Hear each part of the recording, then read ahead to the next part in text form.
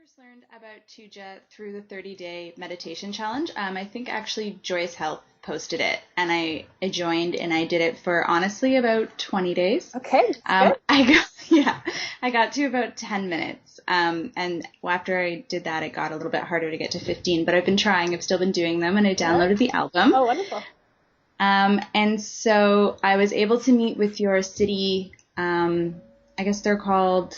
What are they called? Your city ambassadors, if you will. City connectors, City connectors, and just kind of got a little bit interested in what Tuja Wellness was. So obviously I'm speaking to you, who's Kyla, and you're the managing director and executive editor. Yes, it sounds so fancy. I know. So I guess my first question is if you could just give kind of a brief background of what Tuja Wellness is and how it came to be and what Tuja really means. Sure. So the first part, so how it came to be was Ed Malcolm, the founder, started as a pet project, Healthy Living Canada, which was essentially like just a fun kind of evening thing for him because he works super hard during the week and is kind of like that weekend warrior where he escapes from his hometown of Calgary to Canmore to go for hikes, to go for, just enjoying, entertaining sort of social weekend with his friends that also hike and do those things. So when his community of friends and his network, he has a continuously growing network of friends, especially with those who share in the lifestyle and the passion for wellness, kept asking him, okay, well, when you're in Kelowna, when you're in Canmore and Banff, and when you're home in Calgary, where do you go for a great massage? Where do you go for a really great, awesome, healthy meal? He said, maybe I should make a website around this so that I can easily connect people to that online. And that's where he sort of started like Healthy Living Canada. And it started with those three cities because Ed, hometown Calgary, has a home in Canmore. He escapes to on the weekends. And he also has a place in Kelowna where some of his daughters go to school. So that's how it started. It started as kind of like his favorite places, favorite businesses that support a wellness lifestyle in those three cities. Did that. Okay. So that was launched in 2009. And when, 2000 and kind of end of 2010, beginning of 2011 sort of crept up, he's like, I think I want to make this bigger. And he essentially said, I want to bring on more writers to write. I want to add more cities, and I want to add a regular blogging component. That's pretty much when I came into the picture. I had actually had a career at Lululemon before stepping into Tuja, and so that was something that's what I did in Banff and Canmore, and that's how I was actually connected to Ed, was via a woman named Kristen Stewart, who's one of our Tuja advisors. She's also a local yogi in Canmore and Banff, and she knew that I had goals to start be the Entrepreneur Lifestyle magazine. So right when Ed was looking for someone to sort of take Healthy Living Canada and grow it into something bigger and greater, was when I stepped in. So it was kind of perfect timing. And I said, let's change the name. Healthy Living Canada limits it to Canada. I don't think it has as much life as it could. And through the sort of couple of weeks that took of brainstorming to say, what are we going to call this business that's not already taken, but is unique, sounds kind of cool, and is rooted in what we do. What we did was we actually took a whole bunch of Latin words that meant that were trees or plants or something outdoorsy, which is what really is the basis of Tuja, wellness, outdoors, lifestyle, active. And we found the word Tuja, which is a coniferous evergreen tree that is native to North America and some of Asia. Okay. And we said, I think we can play with Tuja. Let's get rid of the H and let's call ourselves Tuja. Now, Tuja being a made-up word in English doesn't mean much other than we've taken it from the tree. And so we said, let's tack on wellness because that's what we are. So we wanted that name that was there's a story behind it. It sounded different. Everyone would kind of have to play with it on their tongues a bit like Lululemon. Before Lululemon was a household name. And it was tied to, Canada, and it was tied to community, and it's actually a tree that grows quite quickly. And so we were looking to grow our community, and Tuja Wellness was born. Great. And I guess kind of building on that, what are the core values of Tuja that you would, or just kind of like the definition or core value of what you guys stand for? Well, our sort of what beats our hearts every day and something that we're always aware of would be passion. I mean, we are passionate about sharing wellness businesses, sharing wellness genius. We're passionate, like everyone that works for Tuja or works with Tuja in some capacity is passionate about living a well day every day. So I would very much call us like a lifestyle brand, and we're passionate about living that well life every day. And everything that we share and produce brings out that passion. So you have like a lighthearted content that is always positive, and it's always geared towards supporting healthy every day. So passion. And that's why I love you guys, because it's that kind of lift up, especially your Facebook feed. It's those positive little notes that you get every day that you get to share and then share and etc. Yeah. And that's how I got into the meditation too, because it's definitely a good step in the wellness direction to get yourself centered and well. Yes. So I'm glad you picked up on that. We're doing something. Yes. So I guess building on that, what do you think, I guess, like step one, if you had to give them one step, would be in to kind of beginning to implement a healthy lifestyle? Or is there one step? Well, I guess if you assume that people are aware that they want to do it and they're doing it because they want to do it, then I would say the first step would be, where do you want to go with it? So create a goal. And this is also coming from my Lululemon days, because Lululemon's a very goal-oriented company, right? So there's no point in doing something if it's not going to lead you somewhere, unless it's just purely entertainment value, that's totally fine too. So I would say it would be to sit down and write out what you want to create for yourself and living a healthy life, and whatever changes you want, if they're small, they're big, or whatever.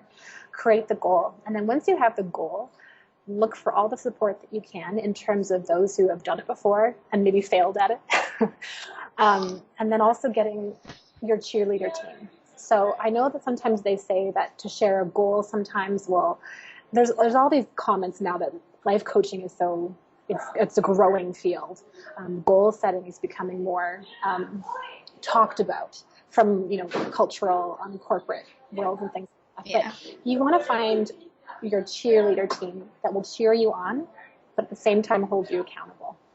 So once you know that you want to do it, create the goal, and then start to create a community around that, around people that you know, as well as, like I, myself, if I'm going to figure out something new, I just go and I start looking, and you start seeking information and then gathering all that you can to sort of create the armor that you need.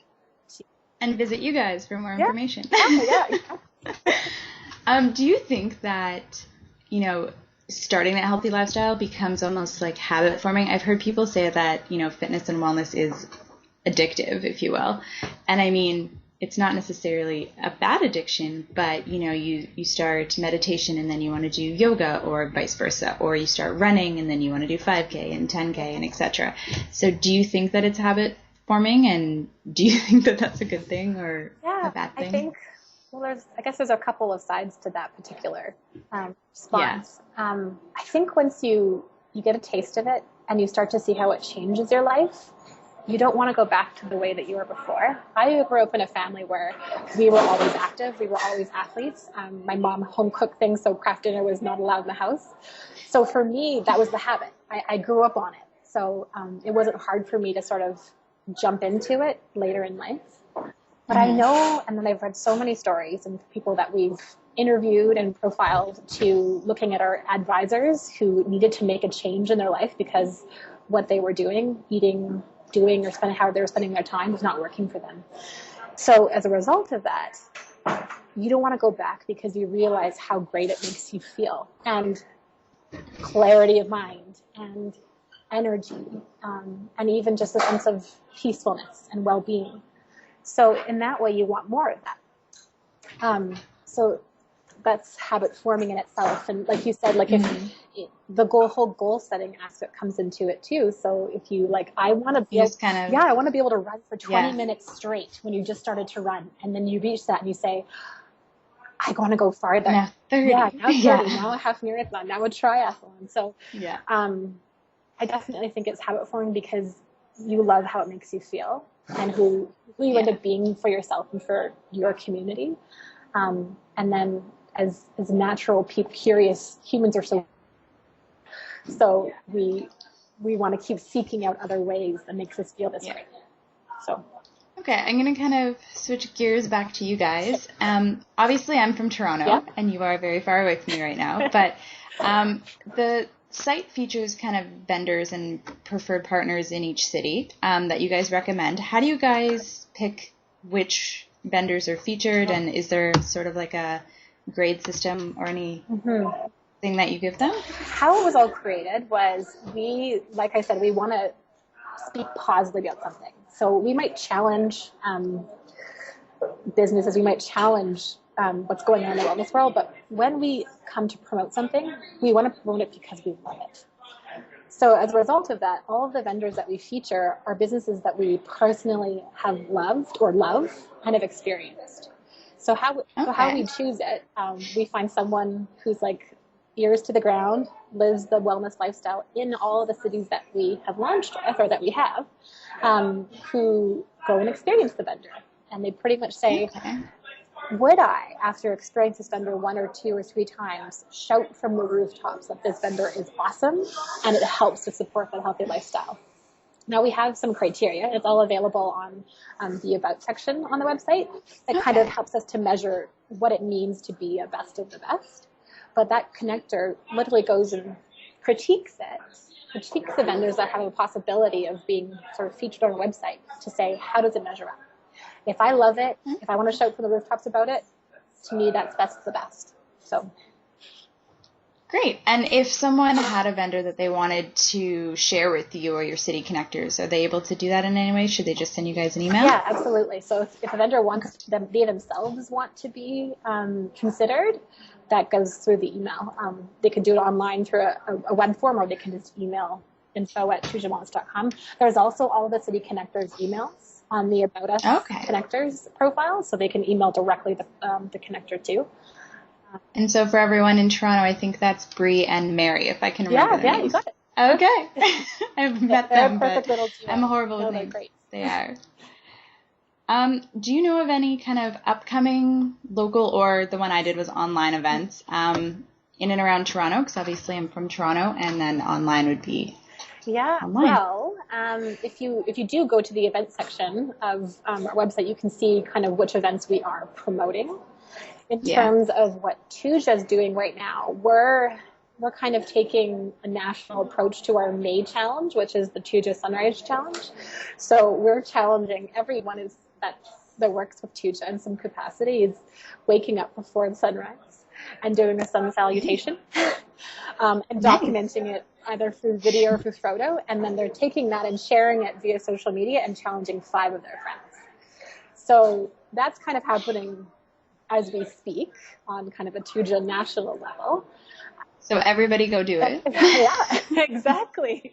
I'm a little bit of a night owl. You know, I go to bed later, I'll work later. Same. so it was hard for me to get up at 5:30 last week to do it. But yeah, you'll see a photo of me saluting the sun in the mountains, and then I challenge. Nice. I don't have such a pretty picture in Toronto. I have like I guess I could walk up to Casa Loma. Yeah, but you have take a picture with a castle. Interesting architecture too. You can even look at it from urban beauty in a way. Yes. I actually found online that you guys won the Ethical Deal Blog Award for health and wellness. Yeah. So I was just kind of wondering, obviously I am an aspiring blogger. Do you guys have any sort of advice for anyone else out there looking to basically grow like you guys did? So a couple of, all those awards that a lot of people are nominated for and or win, it's because they actually went to seek out, what can I apply for? How can I get my name out there? Now, luckily with Ethical Deal, we actually had already contacts. We've already been sort of sharing great stuff, and so we were aware of it.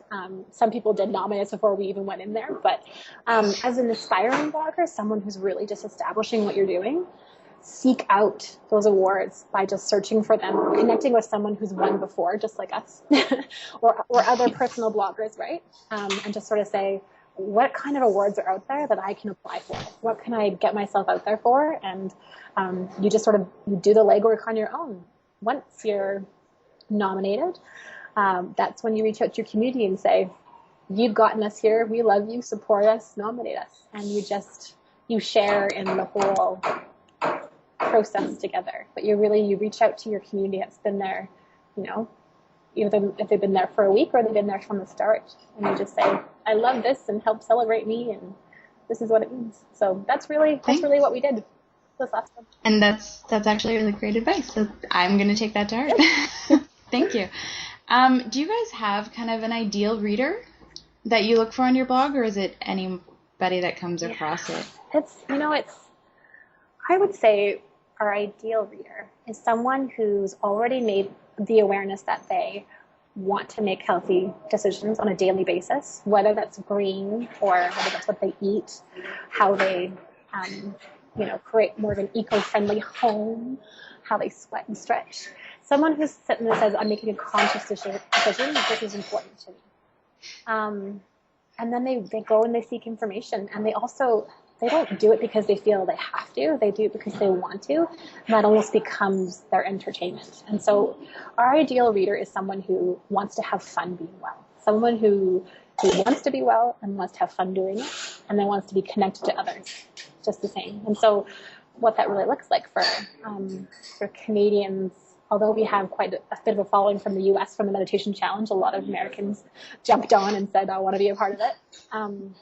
It's a young woman who it's an important part of her lifestyle, and she also wants to share that with her friends. So our ideal reader is not someone who just hoards it for themselves.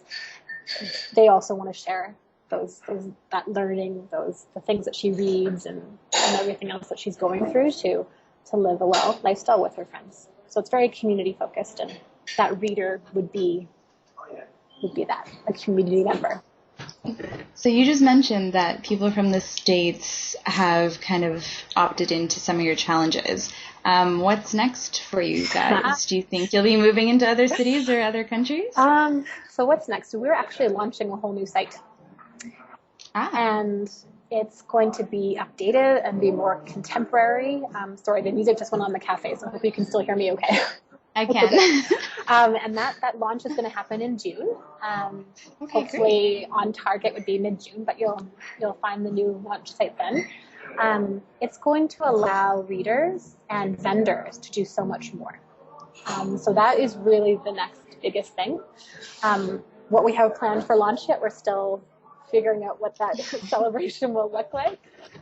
So you can sort of stay tuned and look forward to that. But yeah, I mean, right now we're just continuing to grow our community. We're continuing to reach out to those who want to live a well lifestyle and work with our advisors, because we've got a great team of advisors. We have a great team back in Tuja, whether they're writers or city connectors, part of our marketing team. And then that's all leading to our next launch. And then after that, we'll probably do another smoothie challenge. So if you joined us at the meditation challenge, the big challenge before that was the smoothie challenge last September, which was quite successful, and a lot of really took to it. Smoothie a day? Yeah, it was 30 days of green smoothies. That might not be the theme this year, but we'll be looking to do something else like that. Great. And I guess one kind of final question just for you. What do you do to sweat every day, and what inspires you in health and wellness? Well, a Lululemon question just for you. I guess there's two main things that I do, a couple more than that, but I could probably just, so first thing in the morning, I am a huge fan of drinking a whole bunch of warm lemon water, because I feel like it just detoxes and it sets up my whole system to kick it off for the day. And then I hike Tunnel Mountain. Tunnel Mountain is like sort of a small little molehill, and I can't show you right now because the hotel's blocking it. But it's kind of like the little molehill mountain. If you were in Vancouver, it's sort of like a grouse grind, but there's none of the steps. And I do that every day. I do that because it's outside, and I love the fresh air. And being in front of a computer all day and sitting down is hard. So I need to have that hour of running up a mountain and running down. And breathe in the beautiful, crisp mountain air.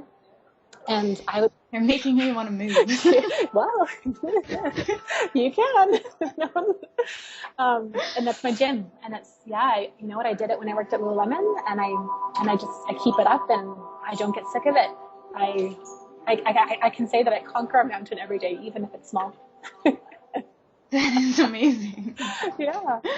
Well, that is all the questions I have for you today, and it was very wonderful of you to take some time out and chat with me today. Have a great afternoon. Hopefully we chat again soon, or communicate yes. in some way, some shape or form. Thanks so much. No worries. Bye. Bye.